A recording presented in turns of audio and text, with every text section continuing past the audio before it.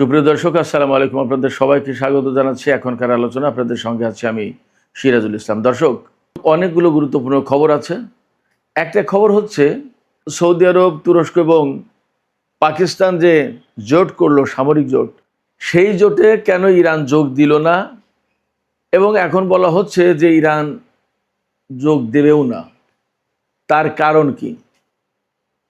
এপাশে আরও মজার খবর হচ্ছে যে ইরানের ভেতরে সরকার পরিবর্তন এবং চরম বিশৃঙ্খলা সৃষ্টি করে ইরানের যে সামগ্রিকভাবে একটা পতন ঘটানোর কর্মপরিকল্পনা হাতে নিয়েছিল ইসরায়েলের গোয়েন্দা সংস্থা মোসাদ, সেই পরিকল্পনা বাস্তবায়ন করতে না পারার কারণে মোসাদের 2 কর্মকর্তাকে বরখাস্ত করা হয়েছে। একই সাথে আরও চমৎকার খবর হচ্ছে যে আমেরিকার সামরিক বাহিনীর প্রধান জেনারেল ড্যান কেইন, তিনি ইরান যুদ্ধ থেকে নিরাপদে বের হয়ে যাওয়ার জন্য নিরাপদ একটা পথ খুঁজছেন। খোদ সিএনএন এবং ওয়াল স্ট্রিট জার্নালের খবর, মার্কিন গণমাধ্যমের খবর।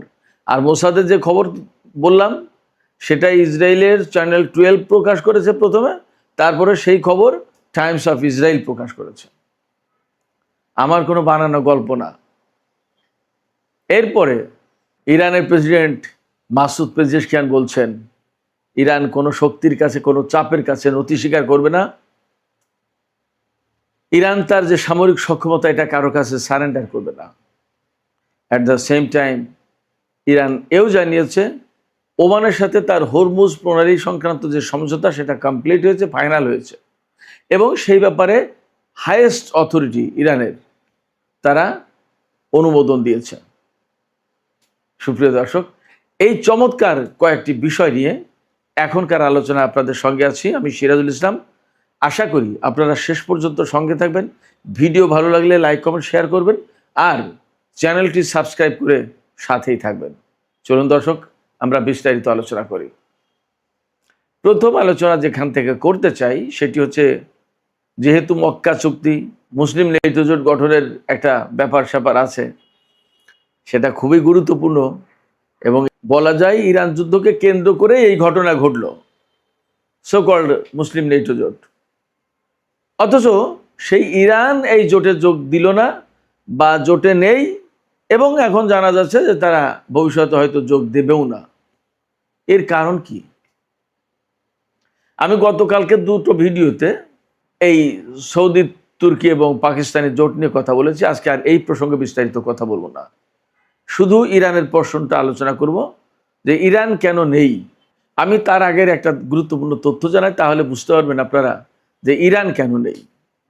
বেশ কয়েক বছর আগে রাশিয়া প্রস্তাব দিয়েছিল ইরানকে একটা সামরিক জোট গঠন করার জন্য। রাশিয়ার সাথে কিন্তু সামরিক জোটে আছে উত্তর কোরিয়া এবং বেলারুশ, একেবারে সরাসরি জোটে আছে। ইরানকেও এরকম প্রস্তাব দিয়েছিল, কিন্তু ইরান সেই প্রস্তাবে রাজি হয়নি, যুক্ত হয়নি। অর্থাৎ রাশিয়ার সাথে সামরিক জোটে যুক্ত হয়নি। ইরান ইন্টারেস্টেড কোথায় ছিল? রাশিয়ার সাথে সামরিক সহযোগিতা বিপুল পরিমাণে হোক, বাট নট অ্যালায়েন্স, কোনো জোট না। এই জায়গা থেকেই একটা উত্তর খুঁজে পাবেন। রাশিয়ার মতো একটা শক্তি, আমরা অনেকেই বলে থাকি, আমার কাছে অনেকেই প্রশ্ন করেন যে রাশিয়ার সাথে কি ইরানের সামরিক জোট আছে? রাশিয়া কি ইরানের উপরে হামলা হলে রাশিয়া চলে আসবে? রাশিয়ার সাথে কৌশলগত চুক্তি আছে, যেমন আছে চীনের সাথে, কিন্তু রাশিয়ার সাথে সরাসরি সামরিক জোট নেই। কেন নেই? জোট হলেও অনেকগুলো ব্যাপার আছে। ধরুন কোনো একটা দেশ ভুল করে বা অন্যায় করে আর একটা দেশের বিরুদ্ধে হামলা চালিয়ে বসলো, যুদ্ধ লেগে গেল, তখন আপনাকে কিন্তু সেই অন্যায়ের পক্ষে দাঁড়িয়ে যুদ্ধ করতে হবে। এটা একটা ব্যাপার। আরেকটা ব্যাপার হচ্ছে যে ইরান আসলে স্বাধীন সত্তা হিসেবে, এই সামরিক জোট হিসেবে কোথাও কাজ করতে চায় না। সামরিক জোটের একটা ব্যাপারই থাকে যে কোথাও না কোথাও মানে জোটবদ্ধ থাকে, মানে মারামারি, লাঠিয়ালি, এইরকম একটা ভাবসাব থাকে। সামরিক অভিযান চালিয়ে বেড়ানো দেশে দেশে, যেমনটা নেটো জোট করছে, ইরান এই সমস্ত ভিতরে থাকতে চায় না। ইরানের যেহেতু একটা নির্দিষ্ট আদর্শ আছে, তার একটা জাতীয়তাবাদী চিন্তা আছে, তার একটা আলাদা ইতিহাস ঐতিহ্য আছে, তার একটা আলাদা নিজস্ব সংস্কৃতি আছে, ইরানি জাতির সংস্কৃতির সাথে কারবালার আত্মত্যাগ এবং কারবালার যে চেতনা, এই দুটো জিনিস খুব গুরুত্বপূর্ণ। এরকম অনেক কিছু আছে। সেই জায়গা থেকে ইরান চট করে বা হুট করে কোনো জোটে যোগ দেবে বা জোটবদ্ধ হয়ে সামরিক শক্তিতে বলীয়ান হওয়ার চেষ্টা করবে, সেটা তাদের ধরনে, এটা তাদের চিন্তায়, এটা তাদের মননে নেই। তারা কি করতে চায়? তারা যেটা করতে চায় সেটা হচ্ছে যে নিজেরা নিজেদের মতো শক্তিশালী হয়ে তার দেশকে ডিফেন্ড করবে। কেউ যাতে তাকে হারিয়ে দিতে না পারে, কেউ যাতে তাকে দখল করে নিতে না পারে, কেউ যাতে তাকে পদানত না করতে পারে। আমি ব্যক্তিগতভাবে মনে করি এটা ইরানের অত্যন্ত স্বচ্ছ একটা পরিষ্কার পরিচ্ছন্ন চিন্তা। ইরানের সামরিক ডক্ট্রিনে দেখবেন অ্যাকচুয়ালি তারা কিন্তু খুব অ্যাগ্রেসিভ না। এমনটা নয় তাদের সামরিক শক্তি বৃদ্ধি করার লক্ষ্য, অর্থাৎ তারা এমন কোনো লক্ষ্য নিয়ে সামরিক শক্তি বাড়ায়নি যে কারণে দেশে দেশে আগ্রাসন চালাবে, একে মারবে, ওকে ধরবে, ওকে শায়েস্তা করবে, এরকম কিছু না। কেউ যেন তাকে প্রধানত না করতে পারে, সেটা তার টার্গেট। আঞ্চলিক যে প্রক্সি ফোর্স আছে বা যে সমস্ত প্রতিরোধকামী সংগঠন আছে তাদের সাথে ইরানের সম্পর্ক এই জায়গা থেকে যে প্রতিটা জনপদে একটা মুক্তিকামী সংগঠন বা কতগুলো মুক্তিকামী সংগঠন গড়ে উঠুক, তারা দাসত্বের শৃঙ্খল থেকে মুক্ত করে মানবতাকে মুক্ত করুক, মানবতার মুক্তি দিক এবং দেশে দেশে স্বাধীনতার সার্বভৌমত্ব প্রতিষ্ঠা হোক, নিজেরা নিজেদের পায়ে দাঁড়াক নিজেদের মতো করে। তো যার কারণে ইরান এই সামরিক জোটে নেই এবং ভবিষ্যতে থাকবে না বলেই আপাতত তাদের চিন্তা। বাট কখনো এই চিন্তা যে পরিবর্তন হবে না এমনটিও না। ইরান যদিও মনে করে যে নেটো জোটে যে সমস্ত সদস্য দেশ, পশ্চিমা যত দেশ, বেশিরভাগেরই একই রকমের কৃষ্টি, কালচার, দৃষ্টিভঙ্গি, একই রকমের ফরেন পলিসি। বাট এশিয়ার দেশগুলো, ইরান যাদের সাথে জোটবদ্ধ হবে, অ্যালায়েন্স করবে, তাদের প্রত্যেকের প্রায় আলাদা আলাদা সংস্কৃতি, জাতীয়তাবোধ, ফরেন পলিসি, অনেক কিছু। যেমন এই যে নেটো জোট, যেটা তার সদস্য হচ্ছে এরদোগান, সেই নেটো জোটের সদস্য তুরস্ক, পাকিস্তান এবং সৌদি আরব। তারা এখন একটা ইসলামী জোট বা মুসলিম জোট করছে বলছে, অথচ তুরস্ক কিন্তু নেটো জোটের সদস্য। এই যে 3-4টা দেশ নিয়ে জোট হলো, যদি কথার কথা এখন তুরস্কের সাথে ধরুন ইরাকের কথার কথা যুদ্ধ হয়, তাহলে এই জোট তো আসবেই। এই যে পাকিস্তান, সৌদি আরব এবং তুরস্ক ইরাকের বিরুদ্ধে যুদ্ধ করতে তো আসবেই। আবার তুরস্ক যেহেতু নেটো জোটের সদস্য, তাহলে নেটো জোট সবটাই তো আসার কথা। তুরস্কের উপর হামলা হয়েছে সেই হিসেবে, তাই না? তাহলে যে তুরস্ক পশ্চিমা জোটের সদস্য, সেই তুরস্কের সাথে ইরান হুট করে কিভাবে যে জোট করে, এটা কিন্তু একটা বড় প্রশ্ন। যে সৌদি আরব বছরের পর বছর, যুগের পর যুগ আমেরিকার নিরাপত্তা ছাতার নিচেই থাকলো, আমেরিকার সাথে জোট করলো, আমেরিকার সাথে খাওয়া দাওয়া, উঠা বসা, বাণিজ্য, ব্যবসা, ইনভেস্টমেন্ট, বিনিয়োগ, সমস্ত সব কিছু। সৌদি আরবের কয় টাকা সৌদি আরবের ভিতরে বিনিয়োগ করা? আমেরিকা, ইউরোপেই তো তাদের বেশিরভাগ বিনিয়োগ করা। তাইলে তাদের সাথে আপনি জোট করে কত দূর আগাতে পারবেন? পাকিস্তানের ব্যাপারেও সে একই কথা। যদিও পাকিস্তান ইরানের প্রতিবেশী দেশ, বাট পাকিস্তান তো সুদীর্ঘ কাল ধরে আমেরিকার সাথেও তার ঘনিষ্ঠতা, এমনকি আফগানিস্তানের যে পরিস্থিতি তৈরি হলো 2001 সাল থেকে, সেই পরিস্থিতির জন্য পাকিস্তান তো বিরাটভাবে দায়ী।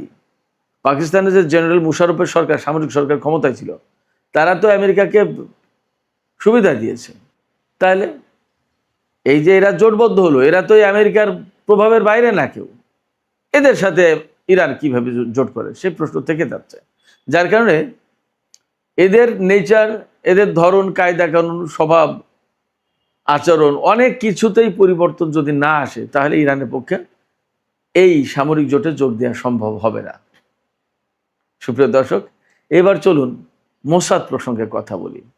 আমি শিরোনামে বলেছিলাম, ইন্ট্রোডাকশনে বলেছিলাম যে ইরানের সরকার পরিবর্তন, ইরানের ভিতরে ব্যাপক গোলযোগ সৃষ্টি করা এবং সর্বোচ্চ নেতাকে হত্যা বা আরও অনেক কিছু ঘটিয়ে ইরানের টোটাল একটা পরিবর্তন করে দেওয়ার পরিকল্পনা করেছিল মোসাদ। এই পরিকল্পনার সাথে জড়িত ছিল দুইজন কর্মকর্তা, একজন মোসাদের ইন্টেলিজেন্স ডিরেক্টরের প্রধান, আর একজন হচ্ছে মোসাদের ইরান বিভাগের প্রধান। মোসাদে বহু সেকশন আছে, Pakistan section, Iran section, India section, America section, তুরস্ক section, Saudi section, total Middle East section, এরকম বিভিন্ন রকমের সেকশন থাকতে পারে। তো ইরান সেকশন বলতে যেটা আছে তার প্রধান এই দুইজন ব্যক্তি ইরানের সরকার পরিবর্তন, ইরানের ভেতরে ব্যাপকভাবে গোলযোগ সৃষ্টি করা, বিশৃঙ্খলা সৃষ্টি করা, কুর্দিদেরকে ইরানের ভিতরে ঢুকিয়ে দিয়ে আইআরজিসির উপরে হামলা চালানো ইসরায়েলের পক্ষ থেকে এবং কুর্দিদের পক্ষ থেকে, এবং ইরানের ভেতরে প্রচুর নাশকতা বলতে যা বোঝায় মানুষের জীবনহানি থেকে শুরু করে সব ধরনের জ্বালাও পোড়াও, ভাঙচুর, ধ্বংস ইত্যাদি ইত্যাদি, এগুলো করার তাদের প্রোগ্রাম ছিল, প্ল্যান ছিল, পরিকল্পনা ছিল। এবং এই পরিকল্পনা যে শতভাগ সাকসেস হবে এইরকম ভরসা দেওয়া হয়েছিল নেতানিয়াহুকে, এবং নেতানিয়াহু সেই পরিকল্পনা ডোনাল্ড ট্রাম্পকে বলেছিল। বলা হচ্ছে, দাবি করা হচ্ছে খবরে যে এই পরিকল্পনা দেখে সিআইএর লোকজন, সিআইএর মার্কিন কেন্দ্রীয় গোয়েন্দা সংস্থা যেটা সিআইএ, তারা হাসাহাসি করেছিল এবং বলেছিল এটা বাজে একটা পরিকল্পনা, এটা হবে না। কিন্তু নেতানিয়াহু ডোনাল্ডকে ব্যক্তিগতভাবে বৈঠক করে পারসুয়েট করেছিল। এবং আমি সেই শুরু থেকে বলে আসছি, ডোনাল্ড ট্রাম্পকে নেতানিয়াহু খুব বড় একটা আশার বাণী শুনিয়েছিল।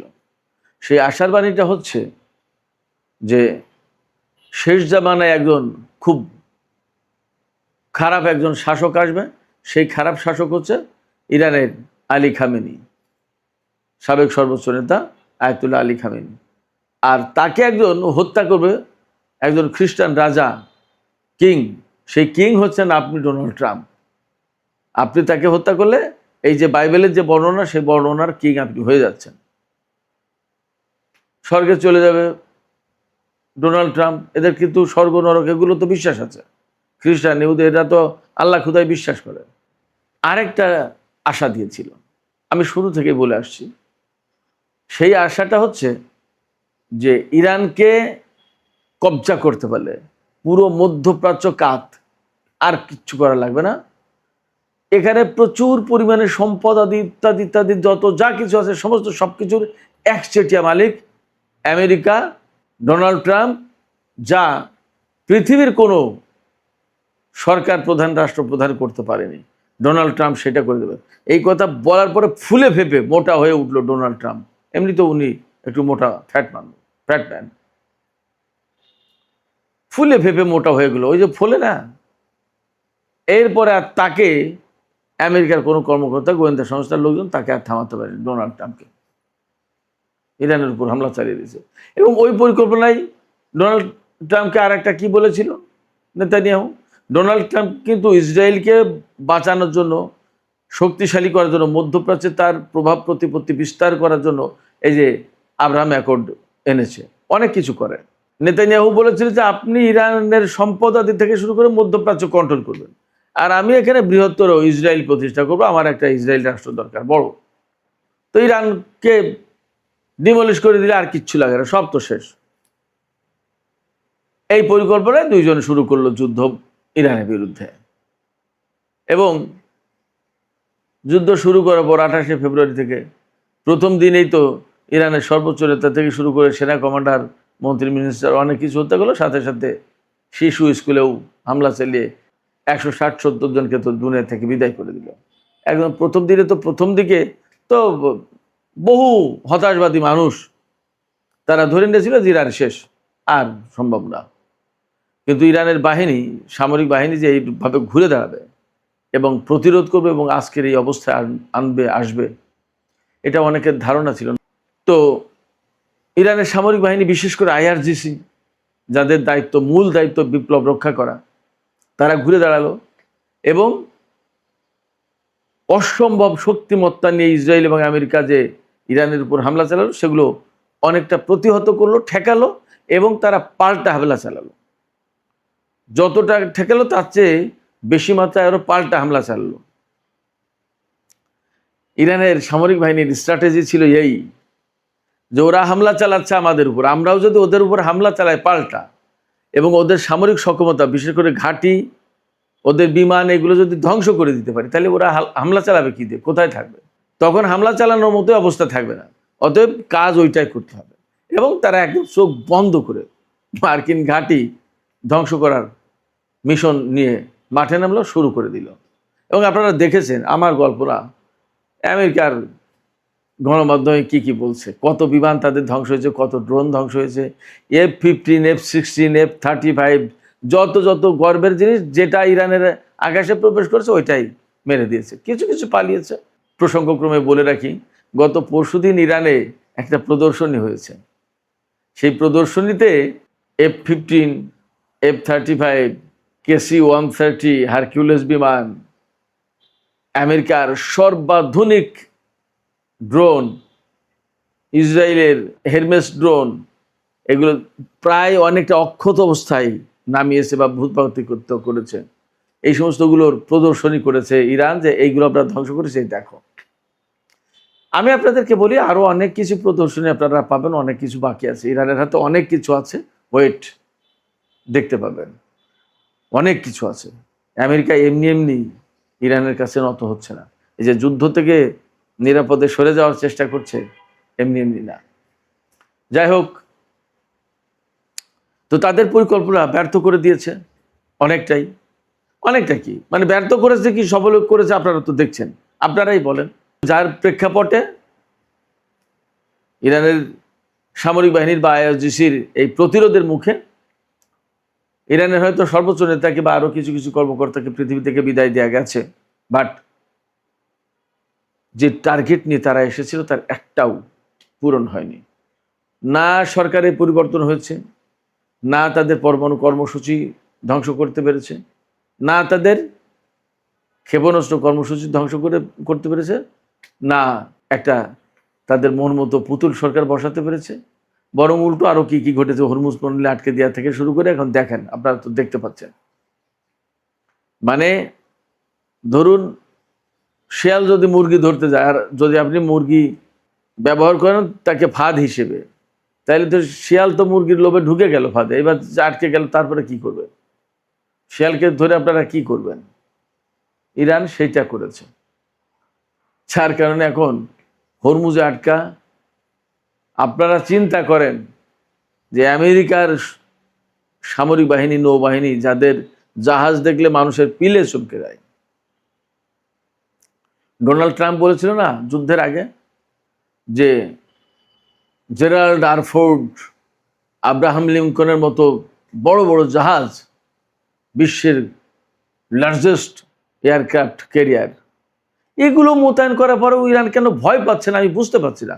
ডোনাল্ড ট্রাম্প বলেছিল এরকম একটা জাহাজ একটা দেশের উপকূলে নিয়ে যে মোতায়েন করে যদি বলা যায় এটা করো, নইলে কিন্তু এই জাহাজ, তাতেই তো সব শেষ।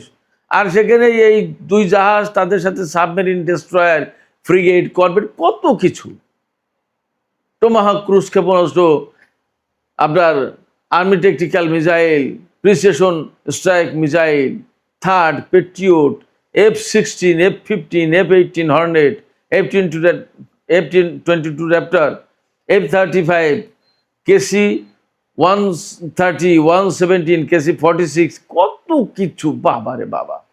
গোয়েন্দা বিমান, কি নেই কি না আছে তাদের।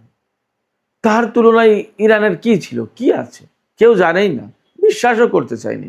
ইরানের বিমানকে বলছে যে ভাঙড়ির দোকানে বিক্রি হবে না, এই সমস্ত নিয়ে আমেরিকার বিরুদ্ধে লড়াই করবে, how it is possible. But সেটা হয়ে গেছে। এবং ইরান যে হরমুজকে একদম চেপে ধরেছে, আজ 160-62 দিন পার হয়ে গেল, ইরানের আমেরিকার ভুবন বিখ্যাত নৌবাহিনী সেই ব্লকেট কিন্তু খুলতে পারেনি, হরমুজকে খুলতে পারেনি। ইসরায়েলের মোসাদের 2 কর্মকর্তাকে বরখাস্ত করা হয়েছে, গন আউট। এই প্রেক্ষাপটে আমেরিকার সামরিক বাহিনীর প্রধান জেনারেল ড্যান কেইন, তিনি এই যুদ্ধ থেকে নিরাপদে, মানে বড় রকমের ক্ষয়ক্ষতি ছাড়া কীভাবে বের হয়ে যায় তার একটা নিরাপদ রাস্তা চাইছেন, বের হওয়ার সড়ক চান, যে এই সড়কে গেলে আমাদের আর কোনো ঝামেলা নেই। এবং এই পরিকল্পনা নিয়ে তিনি অলরেডি মার্কিন vice president JD Vance, Marco Rubio পররাষ্ট্রমন্ত্রী, সিআইএর প্রধান জন র্যাডক্লিফ থেকে শুরু করে আরো বড় বড় উচ্চপদস্থ কর্মকর্তা তাদের সাথে আলাপ করেছেন ড্যান কেইন, যে এই যুদ্ধ থেকে বেরিয়ে আসতে হবে। এই যুদ্ধ আরো যদি বড় পরিসরে করা হয়, অর্থাৎ বাড়ানো হয়, তাহলে বিপদ তার সীমা নেই। ঠিক এই ল্যাঙ্গুয়েজে তো বলছে না, কিন্তু আকার ইঙ্গিতটা তাই। তিনি সুস্পষ্ট করে বলেছেন ইরানের বিরুদ্ধে বিমান হামলা চালিয়ে লাভ হবে না, অনেক বেশি ক্ষতির মুখে পড়তে হবে। ডোনাল্ড ট্রাম্প ইরানে স্থল অভিযান চালাতে চান না, নৌবাহিনীর কাছে ক্ষেপণাস্ত্র নেই মারার মতো, কি করবে? ফলে ডোনাল্ড ট্রাম্প গতকালকে বলছে না, প্রিটি সুন একটা চুক্তি হয়ে যাবে ইরানের সাথে। ইরানের কথা হচ্ছে কি, চুক্তি যেটা হয়েছে বা হচ্ছে, আজকে ইরান বলছে যে এটা চূড়ান্ত সমঝোতা চূড়ান্ত হয়েছে হরমুজ প্রণালী নিয়ে ওমানের সাথে, এবং ইরানের হাইয়েস্ট অথরিটি, দ্যাট ইজ সর্বোচ্চ নেতার পক্ষ থেকে হয়তো অনুমোদন হয়ে গেছে, অনুমোদন হয়েছে এটা বলা হচ্ছে, সর্বোচ্চ অথরিটির কথা বলা হচ্ছে। তাই সর্বোচ্চ অথরিটি বলতে আমি আপাতত সর্বোচ্চ নেতাকেই বুঝলাম, সেক্ষেত্রে অনুমোদন হয়ে গেছে।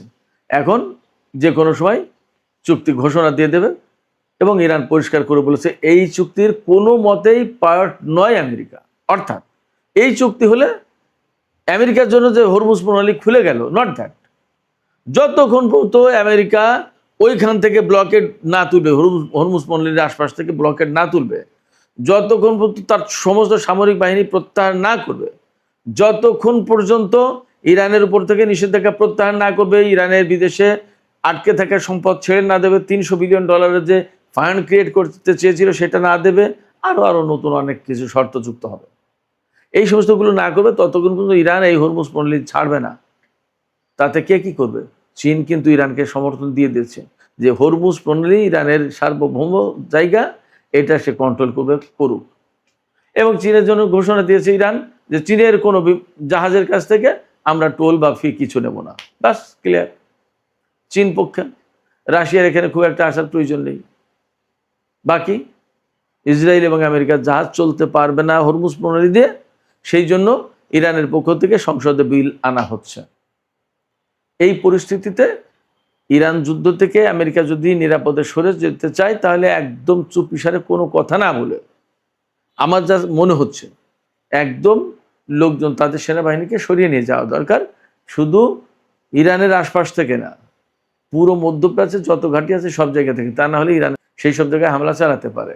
এই জায়গায় সবচেয়ে বড় প্রশ্ন হচ্ছে, এই যে ইরান যুদ্ধ নিয়ে কিন্তু ইসরায়েলের ভেতরে ভীষণ অসন্তোষ আছে, এবং তারা এখনো চাচ্ছে আমেরিকার মাধ্যমে ইরানের উপর হামলা চালিয়ে কিছু একটা করা হোক। এই যে কিছু একটা করা হোক, কিছু একটা করা হোক মানে ওই সেই লক্ষ্য একদম শেষ করে দেওয়া হোক। কেন চাচ্ছে? বিপদটা এখানেই, আপনি যদি বিষধর সাপকে লেজে পাড়া দেন বা লেজে একটা বাড়ি দেন, সে সাপ কিন্তু মরল না, এবং সেই সাপ কিন্তু আরো ফেরোসাস হয়ে যাবে। ইসরায়েল এবং আমেরিকা যা করেছে তাতে ইরানের যদি সরকার পরিবর্তন না করতে পারে, তাহলে এর পরিণতি ইসরায়েলকে ভোগ করতে হবে আমেরিকা সরে যাওয়ার পরে। ইসরায়েল হয়তো এই ধরনের ভয় পাচ্ছে, যার কারণে তারা এখনো চেষ্টা করছে আমেরিকাকে দিয়ে ইরানকে কিভাবে ধ্বংস করে দেওয়া যায়। আর ইরান তার নিজস্ব সামরিক শক্তি এবং তাদের সক্ষমতা কৌশল দিয়ে টিকে থাকার চেষ্টা করছে, এবং এই পর্যন্ত এই জায়গা থেকে আমেরিকা হয়তোবা যে কোনোভাবেই হোক, মধ্যস্থতাকারীদের মাধ্যমে হোক বা যেভাবে হোক, একটা দফা রফা করে চলে যাবে, এবং সম্ভবত যুদ্ধ শেষ হয়ে যাচ্ছে। আমি এখানে ছোট্ট করে একটা তবে বলে একটা কথা বলে রাখি, তবে বা কিন্তু, সেটা হচ্ছে এই যে এইরকম আশার প্রদীপ জ্বালিয়ে, অর্থাৎ আমরা পারছি না, হেরে গেছি, ঘুমন্ত, এটা সেটা বলে দেখা গেল যে আমেরিকা এবং ইসরায়েল হুট করে ইরানের উপর একটা বড় রকমের হামলা চালিয়ে দিলে, এমন হলেও অবাক হবার কিছু থাকবে না, তবে সেই সম্ভাবনা তুলনামূলক কম। সুপ্রিয় দর্শক, এখনকার আলোচনা এখানে শেষ করতে চাই, যাবার আগে আপনাদের কাছে মতামত জানতে চাই। এই যে আলোচনাটা করলাম, এই আলোচনা সর্বপ্রথম আপনাদের কাছে কেমন লাগলো এই মতামতটা জানান আজকে। 1। 2 হচ্ছে আপনারা কে কোথা থেকে দেখছেন একটু বলুন যে আমি অমুকখান থেকে, আমি অমুকখান থেকে, এই কথাটুকু একটু বলুন। আর 3 হচ্ছে যদি পারেন, অনেকগুলো মতামত চাইছি ছোট ছোট। আর 3 হচ্ছে যে এই যে আলোচনা করলাম তাতে কি মনে হচ্ছে, আসলে কি যুদ্ধ খুব দ্রুতই শেষ হতে যাচ্ছে বলে মনে হচ্ছে আপনাদের? জানিয়ে কমেন্টে লিখুন। আর ভিডিও ভালো লাগলে আবারও বলি, লাইক, কমেন্ট, শেয়ার সব কিছু করবেন। আর চ্যানেলটি সাবস্ক্রাইব করলে তো আপনাদের কোনো ক্ষতি নেই, করবেন। চ্যানেলটি সুন্দরভাবে এগিয়ে যাক, দেখা যাক আমরা কত দূর যেতে পারি। সুপ্রিয় দর্শক, আজকের আলোচনা এখানে শেষ করছি। আপনারা সবাই অনেক অনেক ভালো থাকুন। আল্লাহ হাফেজ।